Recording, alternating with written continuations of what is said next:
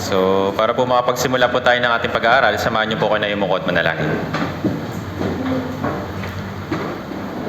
Banal at mahabagi naming Amang Diyos na makapangyarihan sa lahat at lumalang ng langit at lupa, nagpapasalamat kami una sa lahat sa dakilang kaligtasan ng pinikalob niyo po para sa amin. Salamat po aming Ama na bagamat kami hindi karapat-dapat sa inyong kaharian dahil sa lahat ng aming mga kasalanan, ngunit dahil po sa inyong napakalaking pag-ibig po sa amin, isinugo niyo po ang inyong bugtong na anak na si Jesucristo para po magpasan, maglinis at magpatawad ng lahat naming mga kasalanan sa pamamagitan po ng kanyang napakahalagang dugo. Sa tuwing inaalala po namin ito, labis-labis po kami nagpapasalamat. Bagamat hindi po namin ito magagawang masuklian, ignanais po kami na tulungan niyo po kami upang magawa po ito na ibalik po ang papuri at kaluwalhatian sa inyong banal na pangalan. Salamat po sa pagkakataon na binigyan niyo rin po sa amin sa oras po na ito para po magkatipon-tipon at makarating ng maayos dito po sa church para po sama-sama pong pakinggan ang iyong tinig. Dinadalangin po namin na tulungan niyo rin po kami sa pamamagitan po ng Espiritu Santo upang mabuksan po yung aming puso at isipan at matanggap po namin yung mga bagay na kailangan po namin para sa ikalalago ng aming Christian life. Hindi po namin ito magagawa kung wala pong itulong, kaya pakiusap, gabayan niyo po kami sa oras po na ito. Dinadalangin din po namin yung mga kapatiran na maaaring papunta pa lamang sa lugar po na ito. Ingatan niyo rin po sila at gabayan upang makarating rin po sila ng maayos dito po sa church. Ganon din po, dinadalangin po namin yung mga kapatiran na maaaring nakakaranas po ng mga kahirapan, physically and spiritually. Patuloy niyo po silang palakasin, patuloy niyo po silang bigyan ng higit pang pagkakataon para makapagpatuloy sa kanilang Christian life upang magawa rin po nila mapagtagumpayan ang mga pagsubok po na ito. Ganon din dinadalangin po namin yung mga brothers and sisters na maaaring hindi po namin makakasama sa oras po na ito. Kung nasa man po sila at ano man po yung kanilang ginagawa, ingatan niyo po sila at naway patuloy niyo po silang akayin pabalik sa inyong iglesia. Muli aming Ama, sa iyo lamang po kami umaasa at nagtitiwala. Maraming salamat po. Lahat po na ito ay dinadalangin po namin sa makapangyarihang pangalan ng Panginoong Jesucristo na sa amin ay patuloy nagmamahal. Amen. So buksan po natin sa ating mga Biblia. Sa Old Testament o Lumang Tipan, sa aklat po ng Deuteronomio, chapter 6.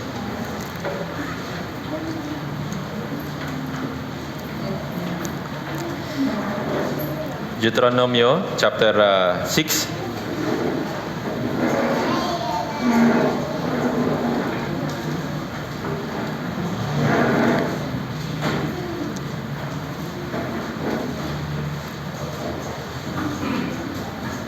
Deuteronomio chapter 6. Babasahin po natin mula verse 1 hanggang 9.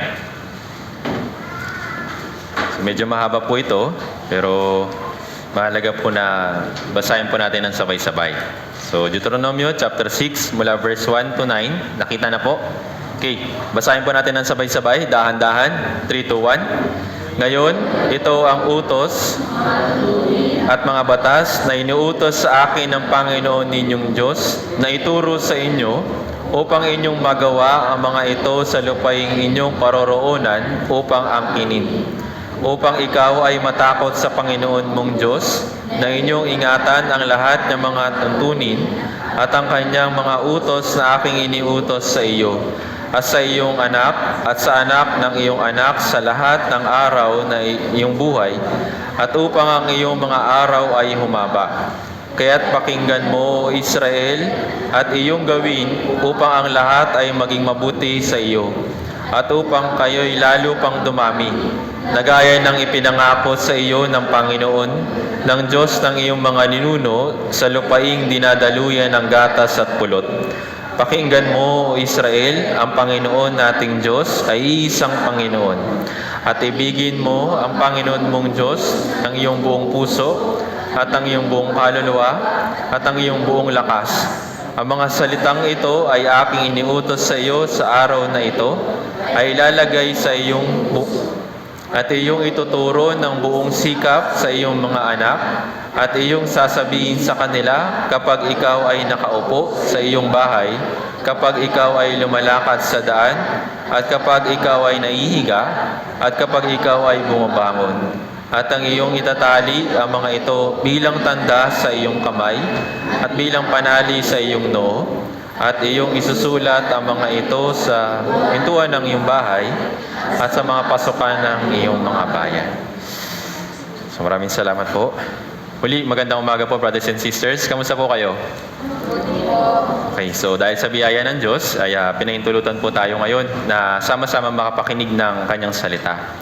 So dito po sa verse po na binasa po natin, konting background po, ito po yung aklat na isinulat ni Moises bago po sila pumasok dun sa lupain ng Kanaan. So ito po ay pangangaral ng ni Moises sa mga Israelita at huling sermon niya para sa mga Israelita bago sila pumasok dun sa Kanaan. So gustong i-explain ni Moises yung mga batas ng Diyos at yung mga utos ng Diyos sa mga Israelita para hindi nila makalimutan kapag lumampas na sila dun sa ilang o dun sa wilderness.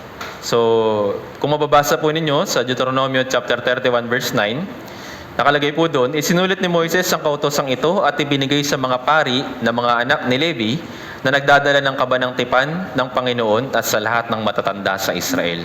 So, bago po magtapos si Moises sa kanyang panunungkulan sa mga Israelita, ibinigay niya o ipinasa niya ito pong aklat ng Deuteronomio doon sa mga Levita at sa mga matatanda sa Israel para sila naman yung magturo doon sa next generation. So, ito pong aklat na ito ay naisulat BC 1406. So, medyo matagal na at talagang halos ito po yung mga unang aklat na sinulat ni Moises dito po sa Biblia. At ito po ay ayon sa itinala, ito po ay 2 months and 10 days bago sila pumasok dun sa Kanaan. Di ba alam natin, 40 years sila naglakbay dun sa ilang, paikot-ikot sila dun sa ilang. Pero bago sila makarating dun sa entrance ng Kanaan, nung 2 buwan na lang na paglalakbay, makakapasok na sila, ibinigay ito sa kanila, itong aklat ng Deuteronomio. Tapos, kailangan natin maunawaan kung kanino ibibigay o kanino binibigay ni Moises ito pong aklat ng Deuteronomio. So, kung mababasa po ninyo sa Biblia, sa Exodus, sa Levitico, meron pong mga inuulit na verses, inuulit na words. Kung kukumpara po ninyo yung Deuteronomio, Levitico, tsaka Exodus, may mga paulit-ulit na sinasabi. Pero kailangan natin maunawaan kung kanino sinasabi ni Moises ito pong aklat ng Deuteronomio. So, gaya po ng alam natin, yung mga Israelita, nagpasimula po sila nung lumabas sila sa Egypt. Di ba? So, nung lumabas sila sa Egypt, sa loob ng 40 years, may mga namatay na at meron talagang mga, sabihin na natin na disiplina talagang namatay po sila along the way. Pero dito po sa aklat na Deuteronomio, ito po ay binibigay dun sa second generation naman ng mga Israelita. Habang dun sa 40 years, di ba, halimbawa, mayroong mga pamilya, lumalaki yung mga bata. So, bago sila pumasok, pinapaalalahanan ni Moises, ito pong talata na binasa po natin. So, meron pong tatlong mind o tatlong layunin ni Moises kung bakit niya gustong ipahayag o isulat ito pong aklat ng Deuteronomio sa kanila. Una, yung puso ni Moises ay para dun sa mga bagong henerasyon ng mga Israelita na papasok dun sa Kanaan. Pangalawa, nais niya na alalahanin yung responsibilidad na binigay sa kanya ng Diyos mula nung lumabas sila dun sa Egypt. So gusto niyang i-remind yung kanyang sarili habang sila naglalakbay sa ilang kung paano sila tinutulungan ng Diyos. Kung paano sila ginabayan at paano sila pinatnubayan kahit na mahirap yung sitwasyon nila dun sa Egypt, dun sa ilang. Tapos, ito pong pangatlo, yung aklat na Deuteronomio ay nailala naman kung paano sila ililigtas at ililigtas pa ng Diyos kahit na nasa Kanaan na sila. So merong past, present, tsaka future na gustong i-explain sa atin ng aklat ng Deuteronomio. Kung paano sila niligtas dun sa Egypt, tas kung paano sila ginagabayan sa ilang, at kung paano sila gagabayan naman sa pagpasok nila dun sa Kanaan. So ngayon, bilang mga naligtas, meron din po tayo nito. Noon, bago tayo maligtas, pinapatnubayan naman na rin tayo ng Diyos. Tama po ba? Pinapatnubayan tayo para maligtas. Tama? Hanggang ngayon, na naligtas na tayo, pinapatnubayan pa rin tayo ng Diyos hanggang sa makapasok naman tayo dun sa kaharian niya dun sa langit. So ito yung Christian life na tinatawag. So kung mabubuod po ninyo yung aklat ng Deuteronomio, merong past, present, tsaka future. Sa atin naman, bilang mga naligtas, pinapaalala sa atin ito na ito yung dakilang utos para naman sa atin ngayon sa present time ng church. Gusto ko pong i-emphasize yung tatlong verse na binasa po natin dito mula verse 6 hanggang 8. So sabi dito, babasahin ko po ulit, ang mga salita na aking iniutos sa iyo sa araw na ito ay ilalagay mo sa iyong puso. at iyong ituturo, verse 5 hanggang 7 po pala. Iibigin mo ang Panginoon mong Diyos ng iyong buong puso at ng iyong buong kaluluwa at ng iyong buong lakas. Ang mga salitang ito ay aking niutos sa iyo sa araw na ito ay ilalagay mo sa iyong puso at iyong ituturo ng buong sikap sa iyong mga anak at ang iyong sasabihin sa kanila kapag ikaw ay nakaupo sa iyong bahay, kapag ikaw ay lumalakas sa daan, at kapag ikaw ay nahihiga, at kapag ikaw ay bumabangon. So, para kay Moises, meron siyang napakalang responsibilidad na sabihin ito o ipaalala sa mga Israelita na kailangan po nilang gawin ito pong utos po na ito. Ano po yung una? Ibigin yung Panginoon ng buong puso, buong kaluluwa, at ng buong lakas. So yun po yung pinaka layunin kung bakit natin ipinagpapatuloy yung ating Christian life. Yung Christian life natin, yes, alam ko po mahirap. Hindi po natin alam kung ano pa yung mga bagay o ano pa yung ipapagawa sa atin ng Diyos. Pero wag na wag po natin kakalimutan na yung pangunahing layunin kung bakit natin ginagawa yung Christian life ay dahil iniibig natin yung Diyos ng buong pagkatao natin. Naintindihan po? So kahit na sabihin natin matagal na na-save at yung mga bago pa lang, palagi po ninyong tatandaan sa puso po ninyo na yung Diyos, kaya natin ginagawa yung Christian life ay dahil mahal natin siya. Yung mga nasa pamilya, yung mga magulang, bakit po kayo nagsasakripisyo sa mga anak ninyo?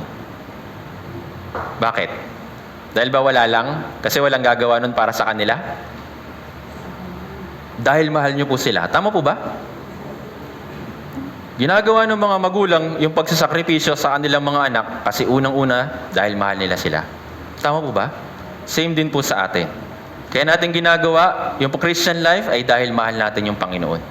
Mahal niyo po ba yung Panginoon? Mahal po niyo po ba yung Diyos? Minsan madaling sabihin na mahal natin yung Panginoon. Madaling sabihin na, yes, I love you Lord. Kanina kinanta. Pero kailangan natin i-check ng maigi yung ating pamumuhay. Sa buhay ko ba, naipapakita ko ba yung pag-ibig ko sa Panginoon? Kaya po nang binasa natin dito, buong puso, buong iyong kaluluwa, at ng buong lakas, ibigin mo yung Panginoon. Ibig sabihin, buong pagkatao natin, buong Christian life natin, buong buhay natin, kailangan natin maipakita o ma-express yung ating pag-ibig sa Panginoon.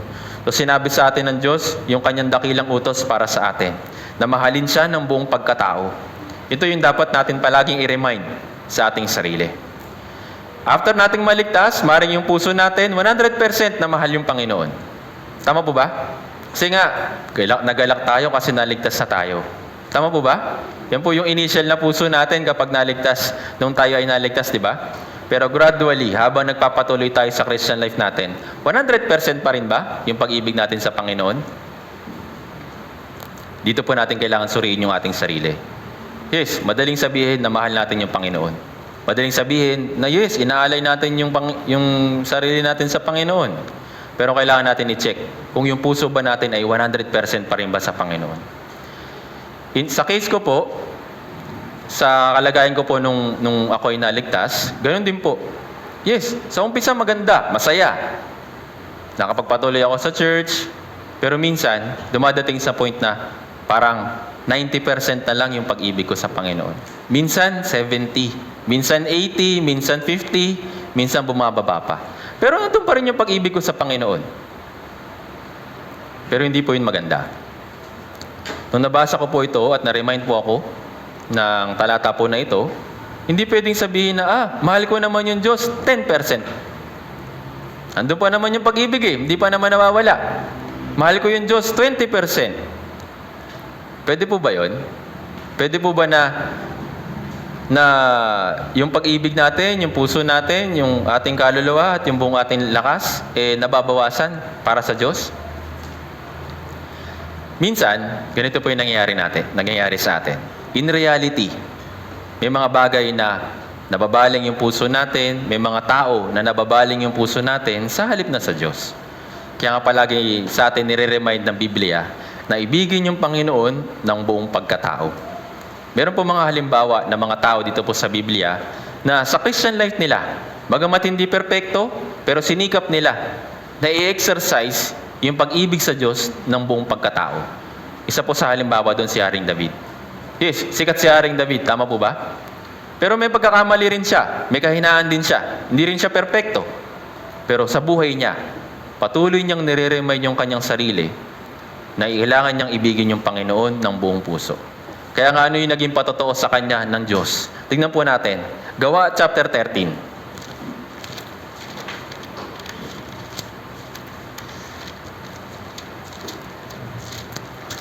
Gawa chapter 13, verse 22.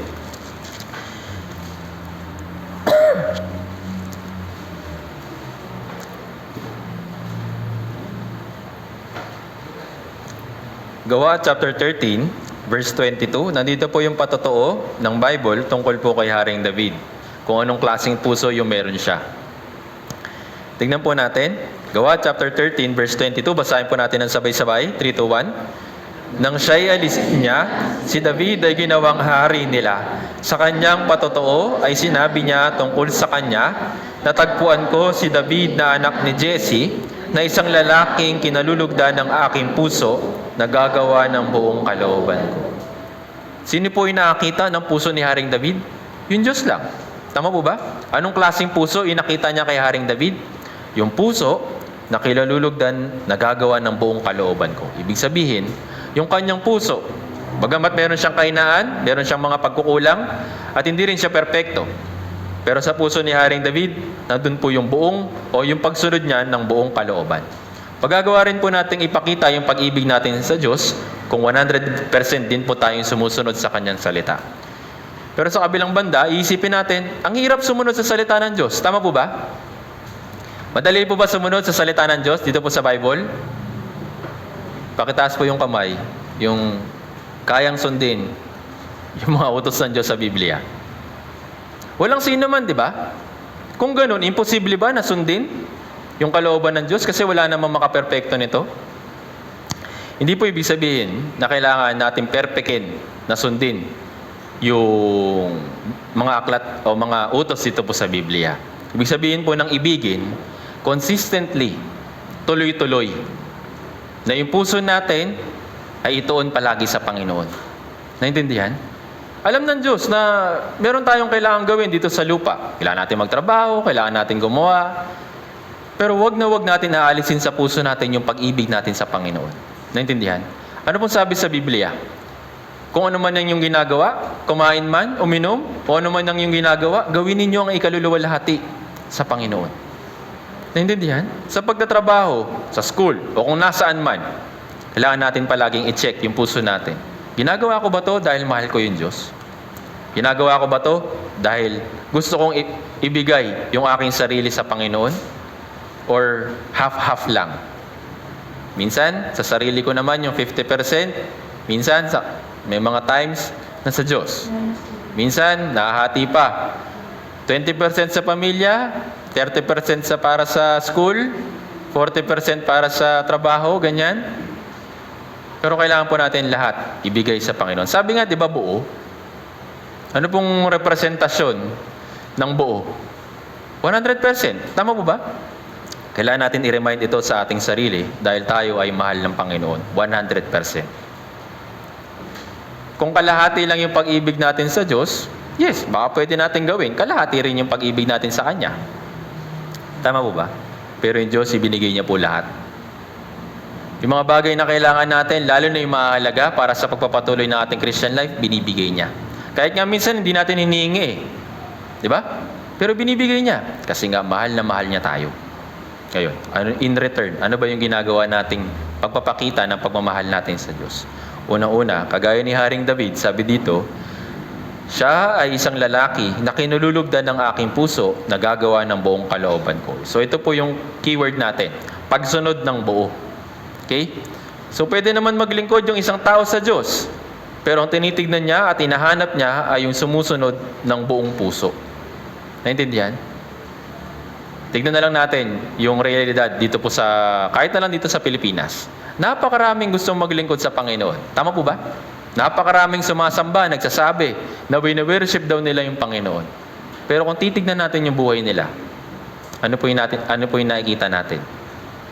Kalahati lang yung pag-ibig sa Panginoon. Tapos yung kalahati, paglilingkod sa sanlibutan.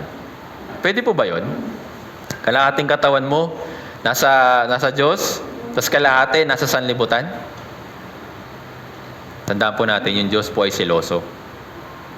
Yung Diyos po ay mapapabughuin. O nga, sa madaling salita, yun ay seloso. Kailangan po natin palaging i-remind sa ating sarili na yes, ako ay sumusunod sa Panginoon, pero buo ba? Kailangan po natin i-remind yung ating sarili. Kadalasan, ito po yung nagiging problema natin bilang mga Kristiyano. Tuwing Sunday, okay. Pero pagdating sa mga ibang araw, ayun, sanlibutan na ulit. Pag may fellowship, okay.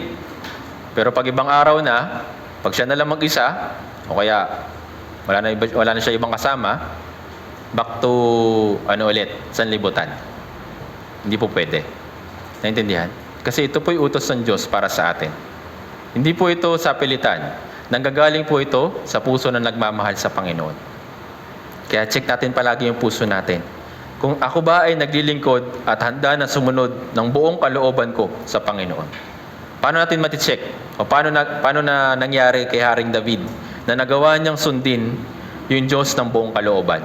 Una-una dahil mahal niya yung Panginoon. Tingnan po natin ito. Awit 18.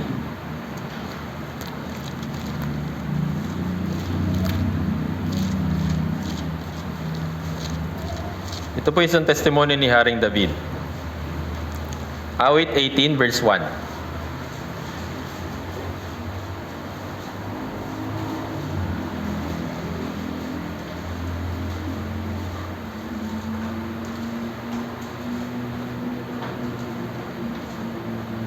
Babasahin ko po, sabi dito, iniibig kita o Panginoon, aking kalakasan. Dito po sa verse po na ito, hindi lang po basta simpleng verse ito para kay Haring David. Kung makikita po ninyo sa bandang itaas, sabi po dito, sa punong mga awit ni David na lingkod ng Panginoon, na iniuko lang mga salita ng awit na ito sa Panginoon, ng araw na iligtas siya ng Panginoon sa kamay ng lahat ng niyang mga kaaway at mula sa kamay ni Saul, sinabi niya, iniibig kita o Panginoon, aking kalakasan.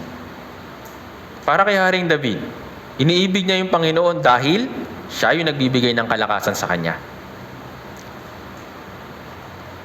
Noong time na si Haring Saul nanunungkulan bilang hari sa Israel, so alam natin yung history, di ba?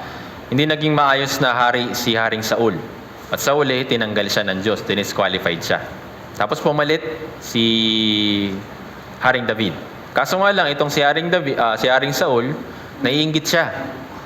Kung paanong nire-recognize si David, kaunti lang yung pagre-recognize sa kanya ng mga tao. Kaya nga, nagalit si Haring Saul kay David at gusto niyang patayin. At umabot ito ng 10 years. Imagine po ninyo, 10 years na hinahabol ni Saul si Haring David para patayin. Imagine po ninyo 10 taon. Pero para kay Haring David, dun sa 10 taon na yon, sa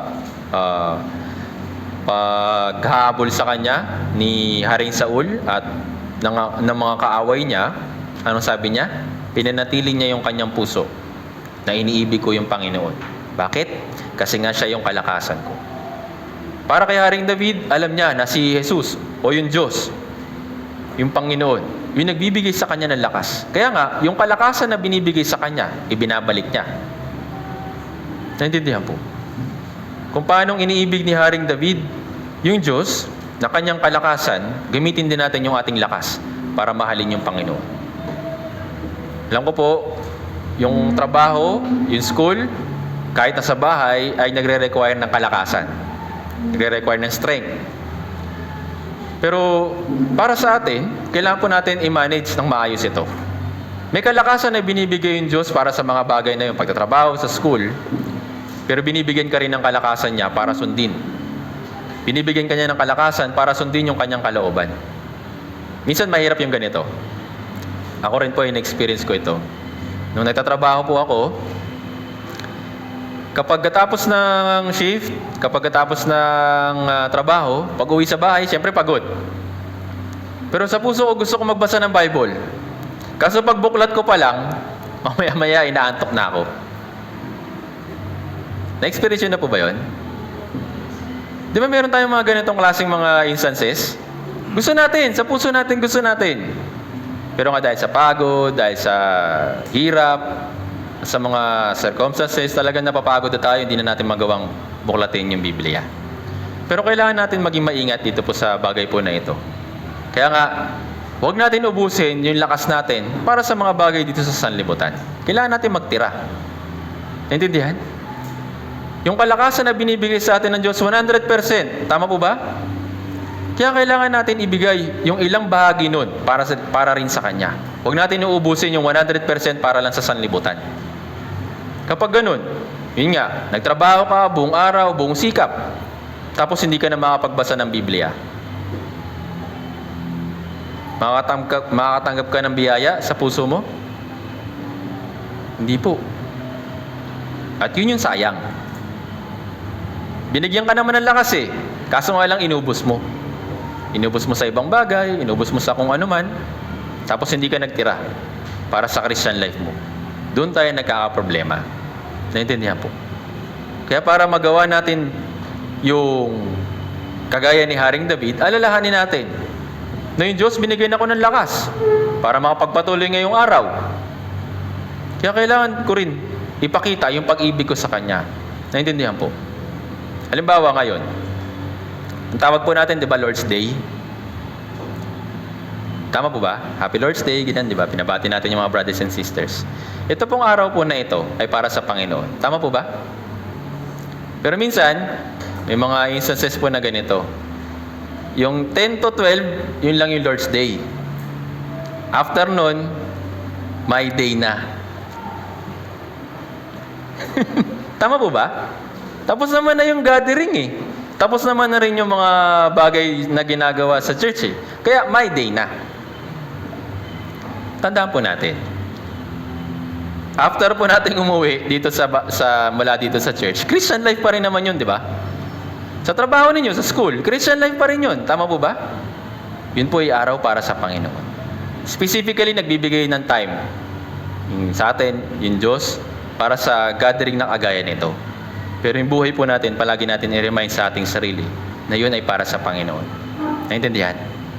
Kaya palagi natin i-remind na kagaya ni Haring David, nagbigay sa kanya ng kalakasan yung Panginoon, ipinakita niya sa pamamagitan ng pag-ibig. Verse 2, ang Panginoon ay aking malaking bato at aking muog at tagapagligtas ko, aking Diyos at malaking bato na sa Kanya'y nanganganlong ako, aking kalasag at siya'y sungay ng aking kaligtasan, matibay na kuta ko. Kaya nagawa niyang ibigin yung Panginoon kasi naunawaan niya na yung Diyos, siya yung tagapagligtas. Malaking bato o yung strength. Yun yung pinagtitiwalaan niya.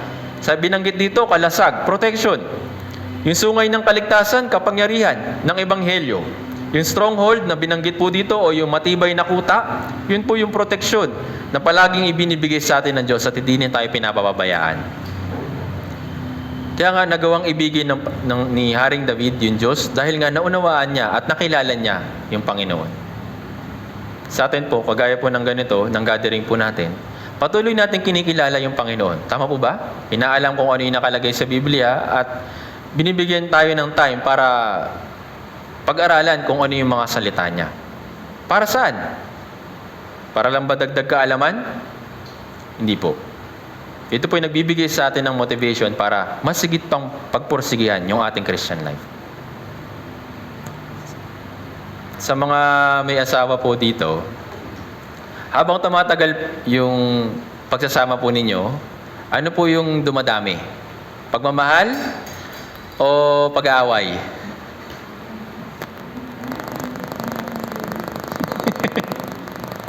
Di ba habang tumatagal yung pagkasama natin sa isang minamahal natin, dapat dumadami rin yung pagmamahal natin sa Kanya. Tama po ba? Kasi kung nagiging mas marami yung pag-aaway ninyo, talagang magiging burden para sa inyo yung pagsasama ninyo. Tama po ba? Pero kung ang dumadami ay pagmamahal, kahit na nakita natin yung mga kahinaan nila, pero napupuno na yung pagmamahal, mababaliwala na lang yung mga pagkukulang nila o yung mga pagkakamali nila. Kasi nga, mas lalo nyo siya nakikilala. Ganun din po sa Diyos. Kung mas lagi natin siyang kinikilala, patuloy na inaalam kung sino siya, kung ano yung mga katangian niya, mas lumalawak yung pag-ibig natin sa Kanya. Naintindihan po? Same din po kay Haring David. Doon po sa 10 taon na yon na tumatakas siya kay Haring Saul, hindi niya kinalimutan yung Panginoon.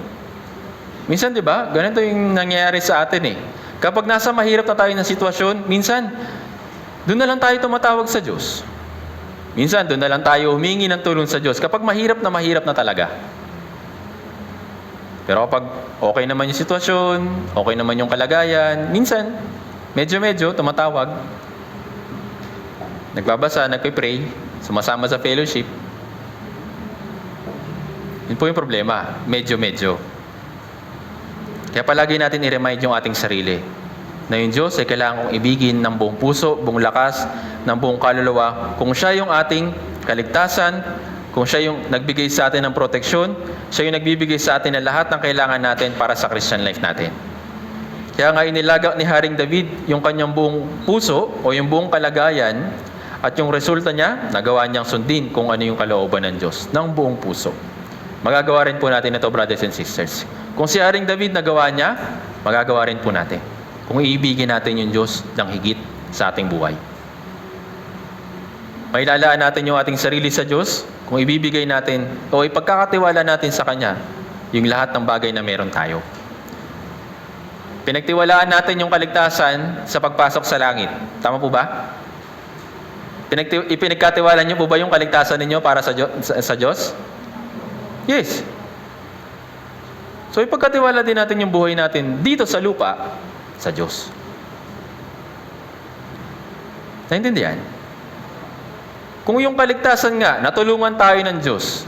Kung natulungan tayo na makapasok sa langit, natulungan tayo na maalis lahat ng kasalanan natin, hindi ba niya kaya tayong tulungan dito sa mundong ito?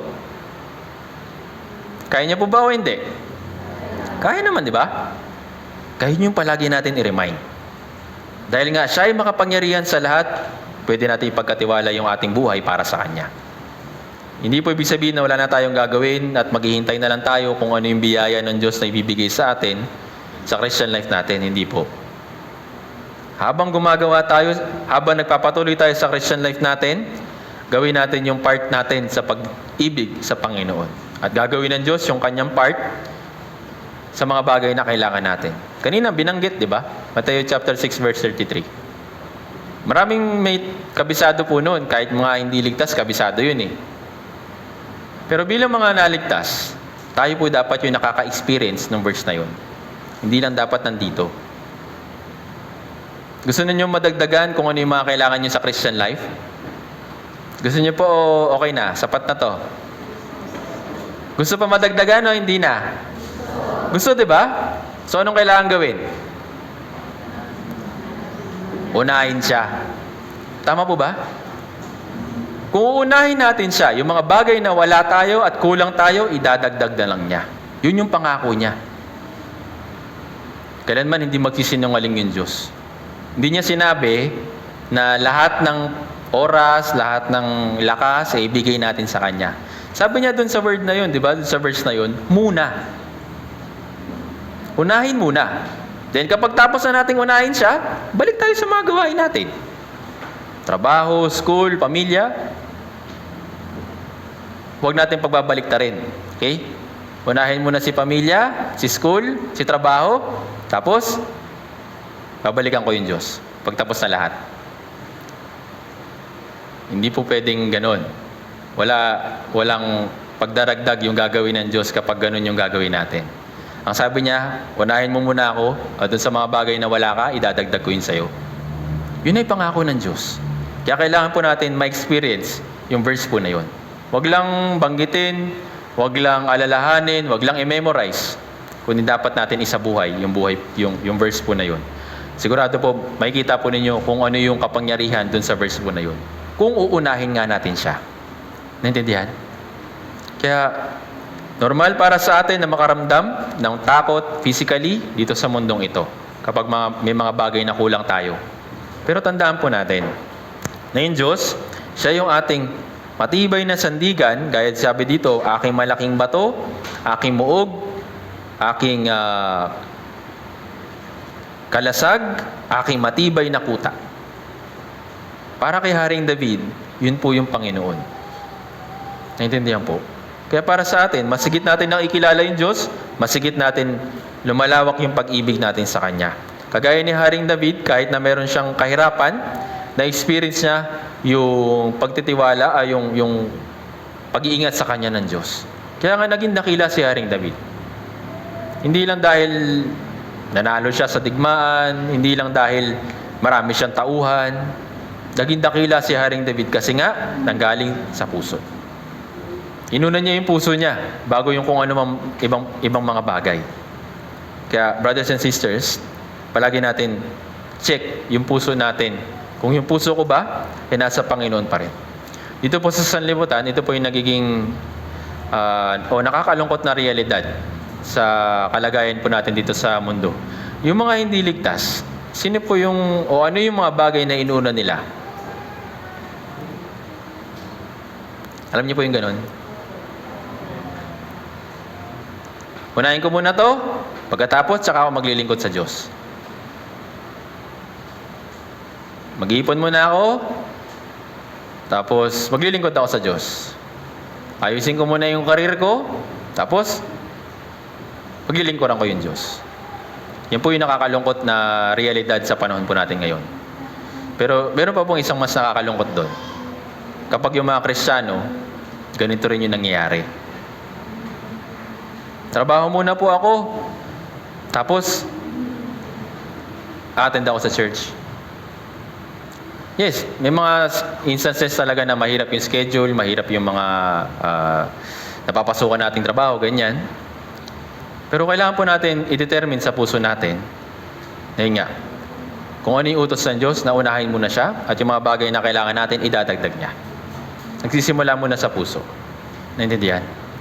Kaya para sa atin, huwag tayong maging kagaya ng mga tao sa sanlibutan, na inuuna muna yung mga bagay sa sanlibutan, bago yung Diyos. Inuuna muna nila yung mga bagay sa sanlibutan, bago maligtas. Di ba minsan, meron kayong na-encounter na mga ini-invite po ninyo, di ba? Ano yung palaging dahilan nila, kaya hindi sila nakaka-attend ng Bible seminar? O, alam na alam po ninyo, di ba? Bakit sila busy? Kasi gusto muna nilang unahin yung mga bagay na kailangan nila, bago yung kaligtasan. Hindi po pwedeng maging ganun kapag dating sa atin. Kailangan po baliktad. Unahin yung Diyos, then kung pagkatapos, gawin natin yung mga bagay na kailangan natin dito sa sanlibutan. Naintindihan? Yung Diyos, hindi po siya magnanakaw. Okay? Hindi po niya kinukuha yung oras natin at mga bagay na meron tayo. Sabi sa John chapter 10 verse 10, ay binibigay niya ng sagana. Siya yung nagbibigay ng sagana para sa atin. Kaya, huwag tayo manghinayang, huwag tayo matakot na ibigay yung ating sarili sa Panginoon. Kasi siya yung bahala para sa atin. Isa pang halimbawa, kilala niyo po si Enoch? Si Enoch, kaunti lang yung mga verses na nagkikwento tungkol sa kanya. Doon sa Genesis Genesis, ay doon natin nakita o nabasa yung verse tungkol kay Enoch, di ba? Hindi na siya nakapagpatuloy sa Christian life niya kasi nga kinuha na siya ng Diyos di ba? Pero ano yung isang verse na pwede natin makilala tungkol kay Enoch? Tignan po natin ito. Judas, sa aklat po ng Judas,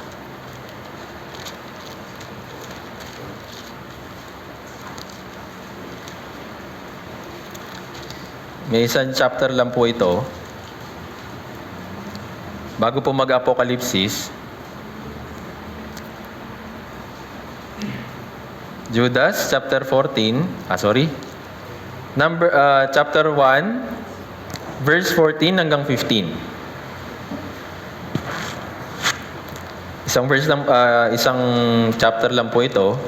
Basahin po natin sa verse 14 hanggang 15. Basahin po natin sabay-sabay kung nakita na po. 3, 2, 1. At sa mga ito rin naman si Enoch na ikapitong lahi mula kay Adan ay nagpahayag na sinasabi, narito, dumating ang Panginoon na kasama ng kanyang banal upang igawad ang hatol sa lahat upang sumbatan ang bawat kaluluwa sa lahat ng kanilang masasamang gawa na kanilang ginawang may kalikuan at sa lahat ng mga bagay na malupit na sinalita sa kanya ng mga hindi makadiyos na makasalanan. So nung si Enoch daw po, nabuhay dito sa mundo, kinalugdan siya ng Diyos. Kaya nga, siya yung isang representasyon sa atin ng rapture. So yung siya, habang ginagawa niya ang Christian life niya, kinuha siya ng Diyos, di ba? Di na siya natagpuan. At sabi sa Biblia, kinalugdan siya ng Diyos. Ano yung ginagawa niya? Nagpapahayag siya o nangangaral siya sa pagdating ng Panginoon. Kung si Haring David, pinakita niya yung pag-ibig niya sa pamamagitan ng pagtitiwala at paglalagay o pagbibigay ng pag-asa sa Panginoon, yung kanya pag-asa sa Panginoon. Ito namang si Enoch, kinalugdan din siya ng Diyos. Sumunod din siya na ipangaral kung sino yung darating na Panginoon. Kumbaga, nagsabi siya na merong darating na Panginoon at siya yung maghahatol sa lahat ng mga hindi naligtas, bawat kaluluwa sa lahat ng kanilang masasamang gawa na kanilang ginawang may kalikuan. Siya yung maghahatol. Ito po yung pangalawang purpose ng pagdating ni Jesucristo. Kukunin niya sa rapture yung mga naligtas, then pagkatapos hahatulan niya yung mga hindi ligtas. Then pupunta sa impyerno yung mga hindi talaga naligtas. So si Enoch, nangaral siya sa pagdating ng Panginoon. At yun po yung isa sa nakapagbigay lugod sa Diyos nung nasa Christian life niya siya. Tayo rin, brothers and sisters, magagawa rin natin ibigin yung Panginoon ng buong puso. Kung magagawa rin natin ihanda yung kanyang pagdating, lalong-lalo na para sa mga taong hindi ligtas. Kapag may Bible seminar, pinapakilala natin yung Diyos at si Jesucristo na tagapagligtas. Tama po ba? Yun po, kung makikibahagi po tayo sa mga gawain po na ito, ginagawa natin, ipapakita natin yung pag-ibig natin sa Panginoon. Kasi nga ito po yung kanyang utos. Tama po ba? Sa Mateo chapter 28, tapos Marcos chapter 16, yung pangangaral ng Ebanghelyo ay paghahanda sa pagdating ng Panginoon. Tama po ba? Kung tayo yung isa sa mga naikibahagi sa pangangaral ng Ebanghelyo, lalo na sa mga taong hindi paligtas, may papakita din natin yung pag-ibig natin sa Diyos sa pamamagitan ng pagsunod. Naintindihan po. Kaya nga, kagaya ni Enoch, kagaya ni Haring David, ginawa nila yung kanilang part para maipakita yung pag-ibig nila sa Diyos ng buong puso. Kinalugdan si Haring David na isang lalaki na gagawa ng buong kalooban ko. Ganon din si Enoch. Kaya dito po sa Biblia, itinatala yung mga tao na nakapagbigay lugod sa Diyos sa pamamagitan ng pagsunod at pagpapakita ng kanilang pag-ibig sa Diyos. Pero meron din nakalagay sa Biblia na mga tao na kaunti lang yung pag-ibig sa Panginoon. Kilala niyo po kung sino sila? Unahin na natin, balikan natin yung kwento ni Haring Saul. Si Haring Saul, okay naman siya sa umpisa, di ba? Kaso nga lang, gradually, unti-unti, na-disqualified siya. Bakit? Alam niyo po yung dahilan kung bakit siya na-disqualified? Tingnan po natin dito. 1 Samuel chapter 15.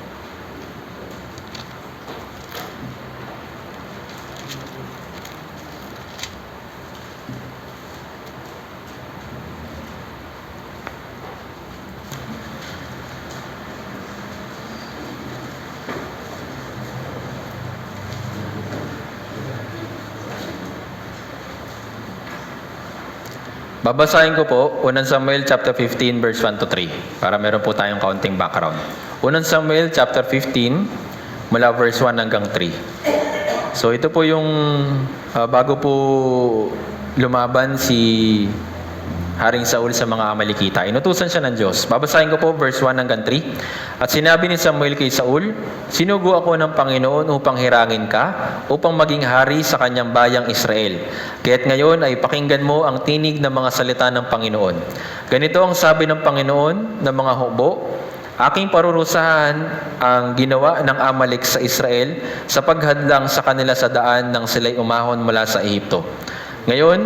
Ngayon umalis ka at lipunin mo ang Amalek at iyong lubos na wasakin ang lahat nilang pag-aari.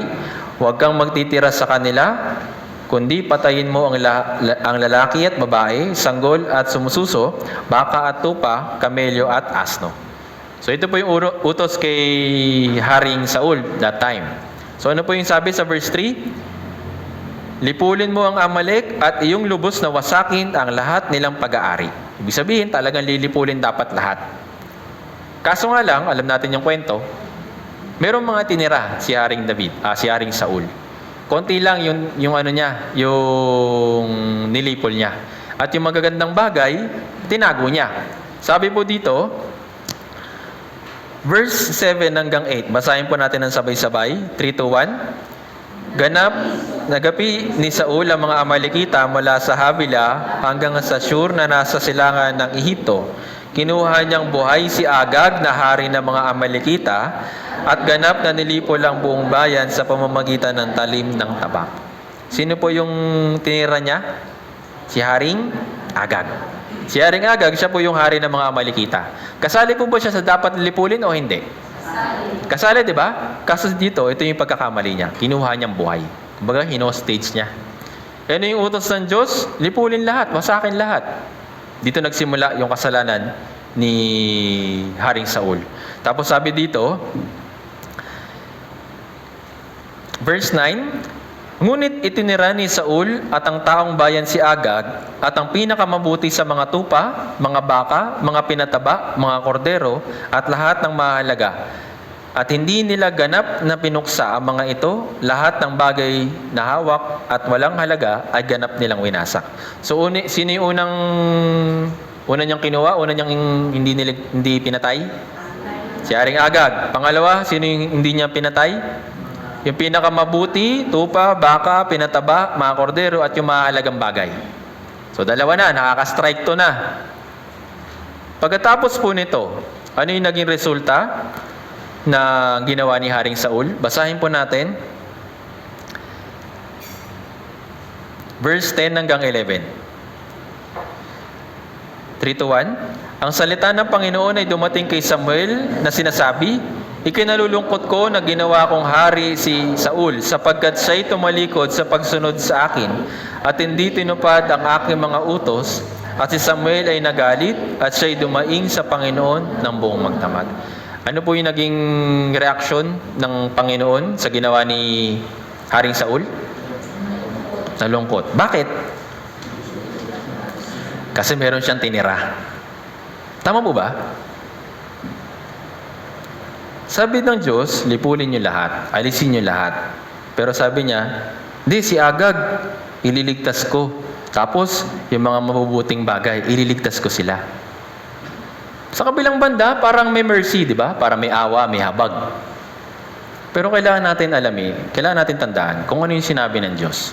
At kung ano yung sinabi ng Diyos, yun yung dapat kumpleto ring masunod. Naintindihan? Kaso nga lang ito yung pagkakamali ni Haring Saul. Meron siyang tinira.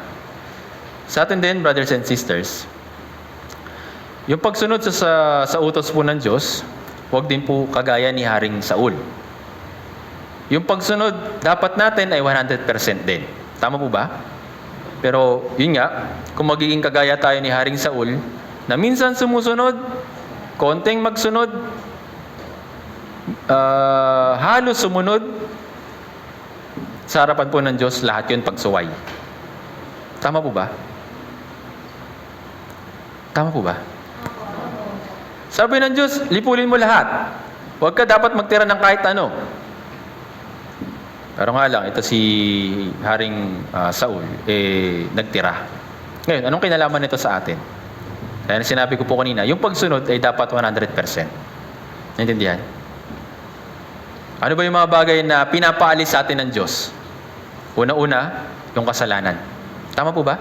Yes, hindi naman tayo nakagawa ng mabibigat na kasalanan. Tama po ba? Kaso nga lang, dito tayo nadadali. Doon sa maliliit na kasalanan. Anong sabi ng Diyos? Yung mga maliliit na kasalanan, nakakasira. Kung paanong kaya kang patayin ng kanyon, kaya kang patayin ng lamok. Tama po ba? Yung kasalanan, ganun din. Akala natin, makapagpabagsak sa atin, malaking kasalanan? Hindi po. Kahit yung maliliit na kasalanan. Ano po yung isa sa maliliit na kasalanan na ang hirap-hirap patayin? Alam niyo po kung ano?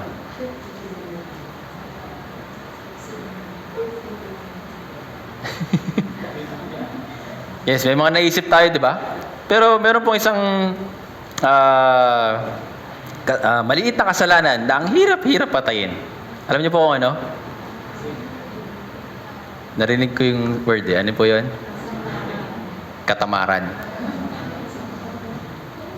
Di ba? Halimbawa na lang ngayon. Ano po pakiramdam ninyo pagkagising nyo kaninang umaga? Naantok pa ako. Pwede bang mamaya na lang? 5 minutes pa. Tumawad pa. Di ba minsan ganyan, dumadating tayo sa mga ganyang point? Tama po ba? At yun yung mahirap minsan alisin. Bakit? Kasi nga sanay yung sarili natin. Sanay yung katawan natin na palaging hanapin yung mga bagay na magiging convenient yung katawan lang natin. Yung Diyos, ayaw niya sa kasalanan. Naintindihan? Hindi niya sinabi, ayaw lang niya sa malaking kasalanan. Tapos maliit na kasalanan, pwede na. Doon po sa maliliit na kasalanan, ingatan po natin yung ating sarili. Naintindihan po? Katamaran, ano pa? Social media, mga games, mga ganyan. Yung mga entertainment dito sa mundo. Yes, maliliit lang naman mga bagay na yan eh. Normal lang naman na ginagawa yun ng mga tao eh. Pero doon tayo minsan nabibitag. Naintindihan? Bigyan ko po ng halimbawa. After po ng Sunday sermon natin, nood po kayo ng halisa, siguro kahit mga 30 minutes o 20 minutes na mga videos sa Facebook. Sigurado ko po, marami na mga sermon, pinakalimutan nyo na. Tama po ba? Ano yung papasok ngayon sa isip natin? Yung pinapanood. Kaya yun, pagtapos ng araw na ito, ano yung pinag-aralan kanina? Akala natin walang epekto yung maliliit na kasalanan, napakarami po nun. Kaya nga uunti-untiin tayo nun eh. At doon naggustong-gusto ni Satan. Hindi niya na maagaw yung kaligtasan natin. Tama po ba? Secure na yun eh. 100% na yung nahawak ng Diyos. Pero yung magamit tayo ng Diyos, maging malakas, maging mabiyaya tayo sa ating Christian life, yun yung kaya niyang wasakin. Kaya nga nagbibigay siya ng mga tukso, nagbibigay siya ng mga katitisuran natin na maliliit para hindi natin ayusin yung Christian life natin. Kaya doon tayo dapat mag-ingat. Doon sa maliliit na kasalanan. Naintindihan? Dito kaya ring Saul, maliit lang naman, di ba? Tutusin, ang ganda pa nga ng ginawa niya, di ba? Nagtira siya ng magagandang bagay. Sabi niya, itong magagandang bagay na ito, ihahandog ko sa Diyos. Kaso nang sabi sa kanya, hindi. Ang utos ko, sabi ng Diyos, lipulin mo lahat. Huwag kang magtitira maski na isa. Dito po, nung nabasa ko po ito, binanggit po dito, yung isa na kailangan niyang patayin. Ano po yung binanggit dito? Sabi dito sa verse 3, chapter 15 verse 3, huwag kang magtitira sa kanila, kundi patayin mo ang lalaki at babae, sanggol at sumususo, baka, tupa, kamelyo at asno. Binanggit po dito yung sanggol tsaka sumususo. Ibig sabihin yung mga baby. Bakit pati yun gustong lipulin ng Diyos? Yung mga Amalekita, nagre-represent po siya sa Biblia bilang mga kasalanan. Kaya nga, pati yung ugat o yung maliliit na kasalanan o yung pinagmulan ng kasalanan, yun po yung dapat natin patayin. Naintindihan? Kapag lumaki po itong sanggol at itong mga pinapasuso ng mga baby, bilang mga Amalekita, gagawin din nila kung ano yung ginawa ng mga magulang nila, ng mga kasamaan. Tama po ba? Kaya doon dapat tayo mag-ingat. Kasi kala natin okay lang yung mga maliliit na kasalanan, pero sa harapan po ng Diyos, hindi po pwede. Yung hindi pagsunod ng buo sa harapan ng Diyos, yun ay pagsuway. Okay naman eh. Sinunod naman niya. Almost. Halos sumunod. Pero sa harapan po ng Diyos, yun po ay pagsuway. Naintindihan po. Basahin po natin verse 22 hanggang 23. Unang Samuel chapter 15, verse 22 hanggang 23. Basahin po natin ng sabay-sabay. 3 to 1. At sinabi ni Samuel, ang Panginoon kaya ay may malaking kasiyahan sa mga handog na sinusunog at sa mga alay, kaya ng pagsunod sa tinig ng Panginoon. Tiyak ang pagsunod ay mas mabuti kaysa alay at ang pakikinig kaysa taba ng mga tupang lalaki, sapagkat ang paghihimagsik ay gaya ng kasalanan ng pagkukulam, at ang katigasan ng ulo ay gaya ng katampalasan at pagsamba sa mga Diyos-Diyosan. Sapagkat itinakwil mo ang salita ng Panginoon, itinakwil ka rin niya sa pagiging hari. Nakita po ninyo kung ano naging resulta ng ginawa ni Haring David? Siya na sana yung hari para sa Israel eh. Pero dahil hindi siya sumunod ng buo, yun, na-disqualified po siya. Hindi po ibig sabihin na madi-disqualified tayo sa pagpasok sa langit, okay? Hindi po ganun. Anong ibig sabihin para sa atin ito nung kalagayan po ni Haring Saul? Merong pagpapala na nakaredy na para sa atin. Kung susunod ka ng buo, makukuha mo yun ng buo. Kaso nga lang, kung susuway ka, konti lang yung susundin mo, hindi na mapapasayo. Imagine po ninyo, meron nang inihanda sa iyo yung Diyos na napakalaking gantimpala para sa iyo. Nakaredy na yun, nakapangalan na sa iyo. Kaso nga lang, hindi mo siya lubos na sinunod. Bumaling ka sa mga Diyos-Diyosan, bumaling ka sa mga bagay ng sanlibutan, ganyan. Pero minsan, nakaka-attend ka pa rin, minsan nakakapagpatuloy ka naman sa Christian life mo. Yung gantimpala na inihanda sa iyo ng Diyos, ibibigay niya sa iyo o hindi? Bibigay niya o hindi? Yun yung sayang. Nakapanghinayang, tama po ba?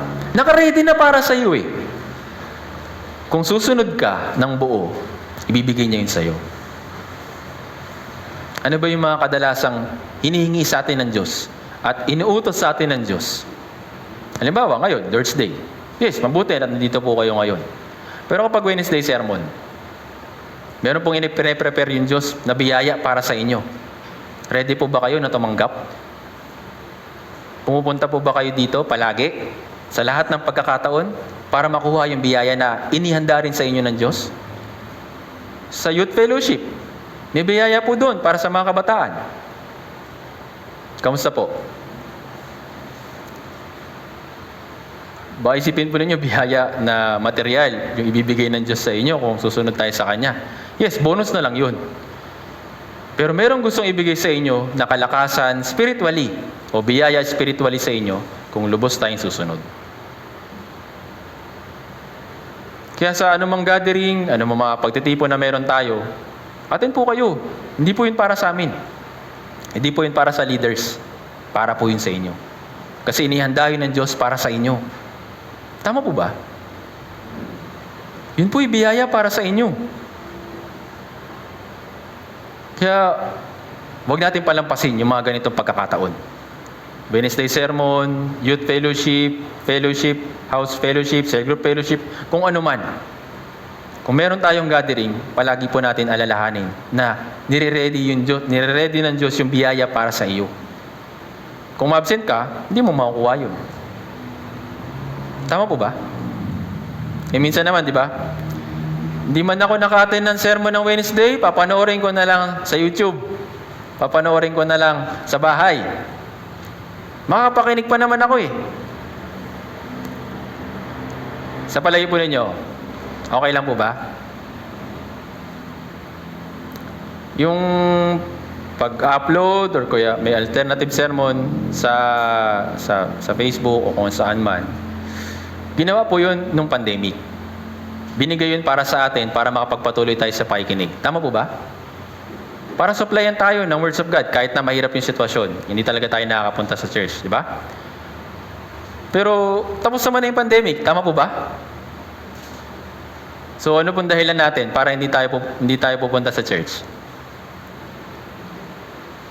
So yun yung kailangan po ninyong i-check. Dahil ba dito hindi ako pupunta sa church? Dahil ba sa ganito hindi ako makakapakinig ng sermon? Dahil ba sa ganyan hindi na ako a-attend, ganyan? Wag. Napakarami pong gustong ibigay sa inyo ng Diyos na biyaya. Kalakasan para tayo po ay mag-grow sa ating Christian life. Kaya wag po natin papalampasin. Naintindihan po. Naintindihan? So, see you on Wednesday. Ako, konti lang sumagot.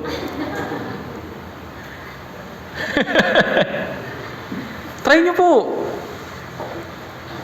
Kung ano po yung mga bagay na nais po ninyo sa Christian life ninyo, siguradong ibibigay po yun sa inyo ng Diyos. Naintindihan? Yung nga lang, hindi natin alam kung kailan. Pero hindi ibig sabihin na titigil tayo kasi hindi binibigay kaagad. Patuloy nating alamin, patuloy nating kilalanin yung words of God, pag-aralan yung words of God, hanggang sa matanggap natin. Kapag natanggap natin yun, sigurado pong sasabihin po ninyo, salamat sa Diyos. Masigit natin ma-appreciate kapag natanggap natin na pinagpagura natin, yung mga pinagpipray natin, sinikap natin yung ating Christian life, sigurado po, grabe po yung pagpapasalamat natin sa Diyos. Naintindihan? Kaya huwag natin pagpapalit yung mga bagay na gustong ibigay sa inyo ng Diyos spiritually sa mga bagay dito sa sanlibutan. Pwede naman natin balikan yung mga bagay na yun eh. Pero kung mapapalampas natin yung pagkakataon na binibigay sa atin ng Diyos, ayun, kulang yung nutrients na makukuha natin. Tsaka, aminin natin, kapag sa bahay tayo nakikinig ng sermon, minsan, ang nangyayari sa atin, dito sa church, di ba, fully, lahat tayo nakaupo, nakikinig, di ba? Pero pag sa bahay, minsan, di ba, pause muna. Ano muna ako? Medyo nagugutom ako eh. Kuha ako snack. Ihi muna ako, kwentuhan muna ako konti, check muna ako ng Facebook, ganyan. Kapag ganun po nangyayari, hindi po ninyo nakukuha ng buo yung biyaya para sa inyo. Kaya nga, kapag nandito tayo, kapag-focus tayo, may totoo natin yung ating pansin sa pakikinig ng sermon, nakukuha natin ng mas marami yung biyaya para sa atin. Naintindihan po. Kaya sana, magawa rin po natin i-workout ito sa Christian life natin, lalo na po yung Wednesday sermon. Minsan lang natin mapakinggan yung sermon na galing sa senior pastor natin. Tama po ba? Imagine po ninyo, okay lang sana kung napapakinggan natin yung Korean na sermon, di ba? Marami silang Korean sermon na mabiyaya para sa atin. Kaso nga lang, kulang tayo sa translation, di ba? Imagine po ninyo, kung maiintindihan natin yung Korean na language po nila, tapos mas marami tayong mapapakinggan sermon, mas magiging malakas yung Christian life natin dahil sa napapakinggan natin. Hindi ba biyaya yun para sa atin? Di ba? Kaya wag po natin papalampasin. Wag natin gayahin si Haring Saul na hindi sumunod ng buo. Isa pang halimbawa na hindi pinagpalit yung biyaya spiritually kaysa sa mga bagay dito sa sanlibutan. Kilala niyo po si Iso? Si Iso, nakatakda na sa kanya yung pagkapanganay. Tama po ba? Meron sa kanyang pagpapalad bilang panganay eh. Kaso nga lang, ano po yung nangyari sa kanya? Imagine po ninyo, sa isang mangkok na sabaw, pinagpalit niya yung pagkapanganay niya. Di ba? Kaya grabe yung iyak niya, di ba? Nung nabigay na sa kapatid niya yung pagkapanganay. Gusto niyang bawiin pero wala nang magawa eh kasi nabigay na sa kanya. Kaya yung biyaya na spiritual para sa atin, palagi po natin kunin o palagi dapat natin i-ready yung sarili natin na tanggapin yung mga bagay na yun. Huwag natin ipagpalit ito sa mga bagay dito sa sanlibutan. Naintindihan? Kasi mas marami tayong makukuha sa mga bagay na spiritual at ito'y kapaki-pakinabang para sa ating Christian life. Ganon din, si Judas Iscariote, di ba? Kasama niya na si Jesus Christ na. Kaso nga lang nung ginawa niya, binenta. Di ba? Pwede siya na siyang maging dakilang apostol eh. Kasi nga, kasama niya si Jesus Christ that time. Kaso nga lang anong ginawa niya? Binenta niya. Magkano halaga yung naging kapalit ni Jesus Christ? 30 silver, di ba? Jesus Christ at 30 silver. Sino mas matimbang? Siyempre si Yesu Cristo, tama po ba? Tama po ba? Jesus Christ o sweldo tuwing Sunday. OT ng Wednesday o Wednesday sermon? Kung alam po natin kung ano yung mas matimbang, yun yung kunin natin. Naintindihan? Yun ay biyaya para sa atin. Para sa pagpapatuloy ng ating Christian life, magawa natin mapagtagumpayan. Kung ano man yung tukso na pwedeng dumaan sa atin, ano man pagsubok na pwedeng ibigay sa atin ni Satanas, magagawa natin yung mapagtagumpayan. E paano nga? Yun nga. Wala ang biyaya sa'yo. Tapos, may mga dumating na pagsubok. Anong mangyayari sa atin? Manlulupaypay, manghihina. Sabihin na lang natin, wala naman palang silbi. Yung pag-attend ko, wala naman akong nakukuha na biyaya. Wala namang kaligtasan na ginagawa sa akin yung Diyos. Hindi naman niya ako binibigyan ng mga bagay na kailangan ko. Hindi na ako magpapatuloy. Wag. Kaya nga hanggang ngayon, ginagabayan tayo ng Diyos sa pamamagitan ng words of God. Binibigay niya ito para sa atin, para sa kalakasan ng ating Christian life. Naintindihan po? Kaya wag natin hayaan na ipagpalit yung mga bagay na spiritual sa mga bagay ng sanlibutan. Isa pa si Demas. Kasama na siya sa ministry eh. Diba? Nagpapatuloy na sila eh. Kaso anong sabi sa kanya? Sa 2 Timoteo chapter 4 verse 10, si Demas ay bumalik sa sanlibutan. Hinahanap ulit yung sanlibutan. Bakit? Mas valuable daw yung sanlibutan kaysa kay Kristo eh. Kaya balik na lang siya sa sanlibutan. Kung ano po yung mas mahalaga para sa atin, yun po yung palagi natin kunin. Naintindihan po? Yung biyaya para sa Christian life, yun po ay magpangwalang hanggan. Yung mga bagay dito sa sanlibutan, panandalian lang yun. Kaya ibalik yun ng Diyos para sa atin. Kaya niya dagdagan yun kung uunahin natin siya. Sigurado po ako na ibibigay yun ng Diyos para sa inyo. Kaya unahin natin siya palagi at palagi natin sundin kung ano yung utos niya. Balikan natin doon sa ating main verse. Deuteronomy chapter 6.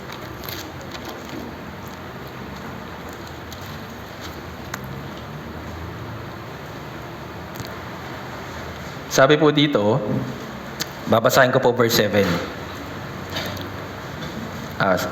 Verse 6. Deuteronomy chapter 6, verse 6. Sabi po dito, ang mga salitang ito na aking iniutos sa iyo sa araw na ito ay ilalagay mo sa iyong puso. So, nais din ng Diyos o inuutosan din tayo ng Diyos na yung kanyang mga salita na naririnig natin o pinapakinggan ay palagi natin paratingin sa ating puso. Okay? So yes, marami tayong napapakinggan sermon. Marami tayong mga Bible study, ganyan.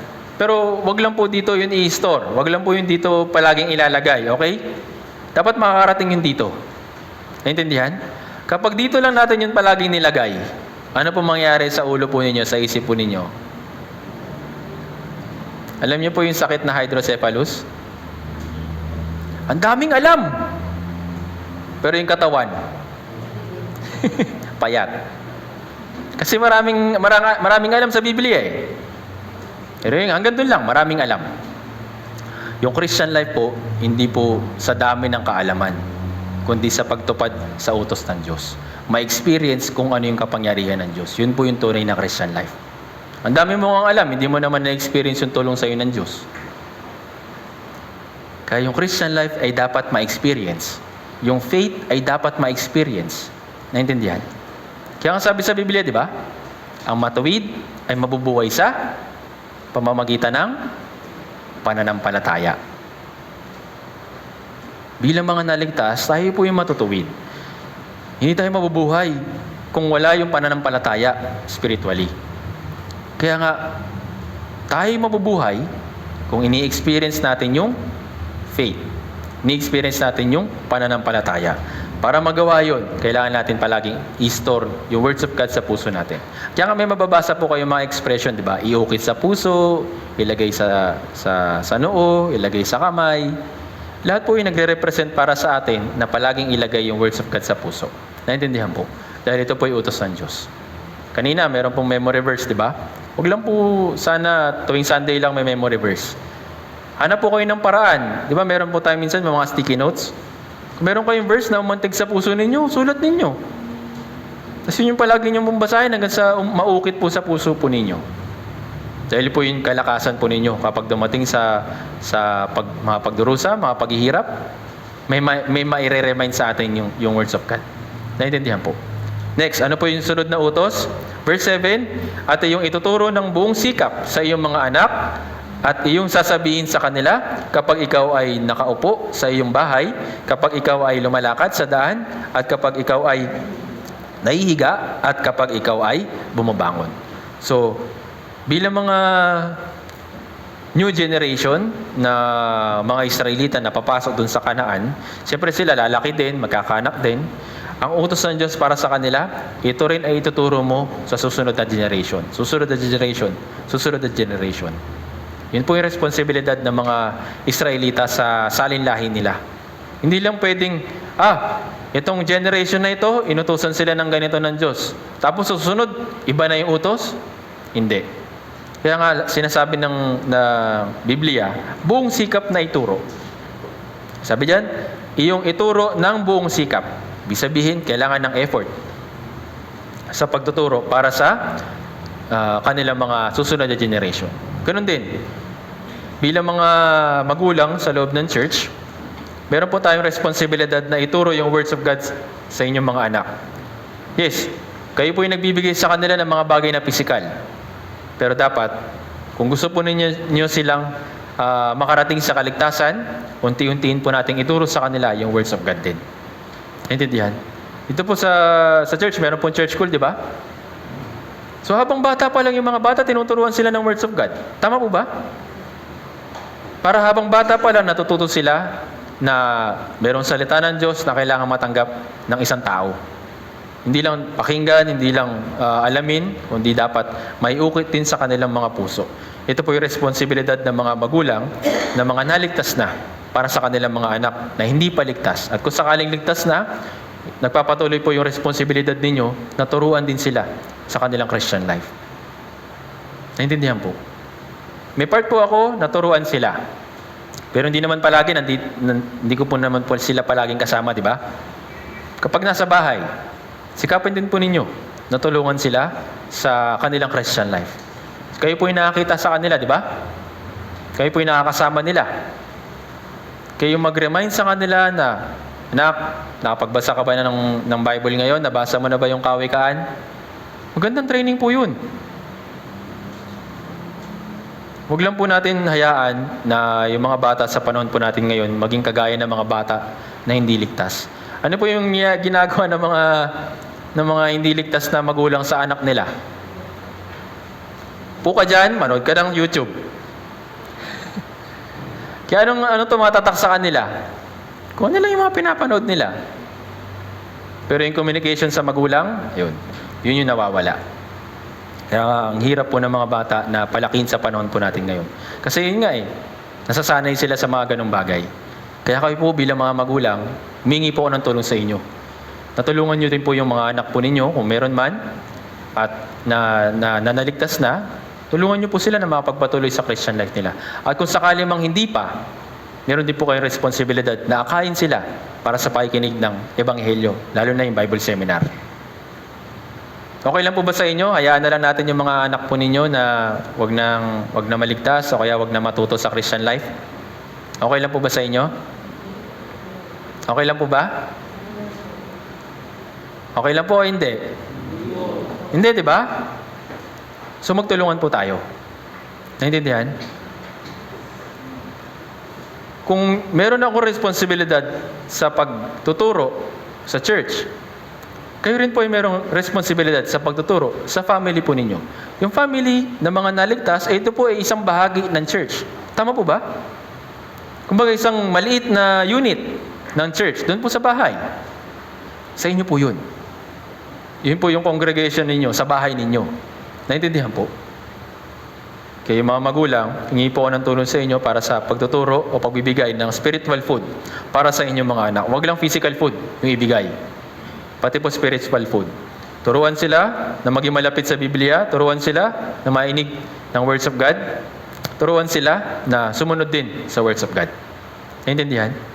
Yun po ay pagtutulong-tulungan po natin hanggang sa dumating yung Panginoon. Meron po tayong nalalapit na young adult retreat. Tama po ba? So, gusto ko man kayo lahat isama, yung mga kabataan na below 16 o below 15, Kaso nga lang, meron po tayong rules. Pero hindi po mahalaga kung ano po yung yung hindi ka sumama. Pwede pa rin naman. Hihingi po ako ng sermon para mapakinggan po natin yung sermon dito sa church. Kung meron po mga minor na 16 below, pwede po natin pakinggan dito sa church para sama-sama po tayong makatanggap ng biyaya dun sa sermon na yun. Naintindihan? Baka naman isipin ninyo, ay, papanoorin naman pala sa church, hindi na ako sasama. Kasi para hindi ako magbayad. Hindi po Yung mga nasa below lang po, okay? Gagawan po natin ng paraan. Kasi sayang. Yun po yung pagtuturo din para sa mga minor na mga brothers and sisters, lalo na sa young adult group. Okay po? Yung mga 16 below, kailangan mo talagang sumama doon. Okay? Okay po? 16 above. Okay, 16 above.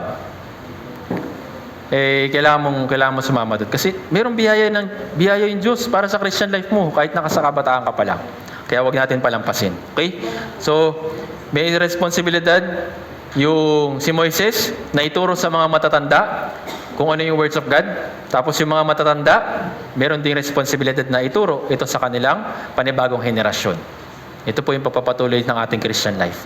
Kaya nawa, i-remind natin palagi yung ating sarili na unahin yung Panginoon, pakinggan yung Panginoon, at ibigin yung Panginoon ng buo nating pagkatao. Para magawa natin ito, masigit natin kilalanin yung Diyos sa pamamagitan ng pag-aaral ng words of God, sa pamamagitan ng paglalagay ng words of God sa ating puso. At masigit na tayo ay lalago, masigit na magagawa natin ng patuloy kung ano yung tungkulin na ibinigay niya sa atin, lalo na yung Bible Seminar.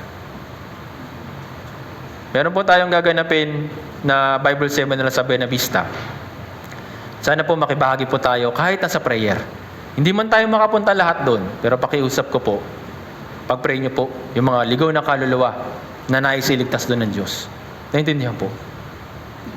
Yung lugar po na yun, yes, nandun din po yung mga ligaw na kaluluwa na gustong iligtas ng Diyos. Kaya nga nagsiset siya ng Bible Seminar doon Ganon din po sa iba pang mga churches. Dito po, di ba sa Church News, meron po mga nakalagay na Bible Seminar, pakasama rin po sa prayer. Hindi man tayo makapunta doon,